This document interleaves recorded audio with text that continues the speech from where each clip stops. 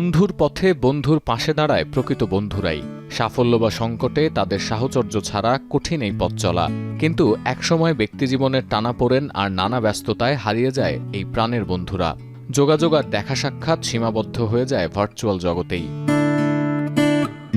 কিন্তু এই বিচ্ছেদটাই এড়াতে চেয়েছেন যুক্তরাষ্ট্রের টেক্সাসের 4 দম্পতি। 20 বছরেরও বেশি সময় ধরে বন্ধু তারা।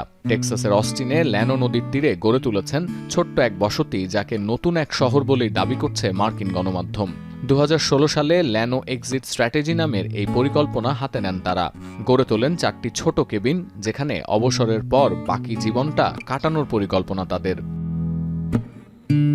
প্রতিটি কেবিন বানাতে খরচ হয়েছে $40,000 মার্কিন। পুরো পরিকল্পনাটি তত্ত্বাবধান করেছেন স্থানীয় স্থপতি ম্যাট গার্সিয়া। 400 বর্গফুটের প্রতিটি কেবিনে এমন ছাদ ব্যবহার করা হয়েছে যা বৃষ্টির পানি ধরে রাখতে পারে।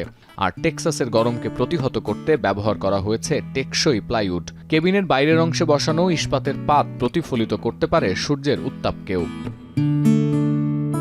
2024 সালে এই দম্পতিদের কাছ থেকে কেবিনগুলো কেনার প্রস্তাব করেন স্থানীয় ব্যবসায়ীরা।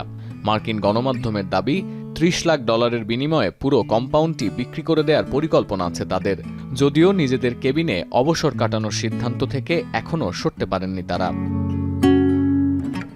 সতীর্থ কর্মকার, এখন বিশ্ব।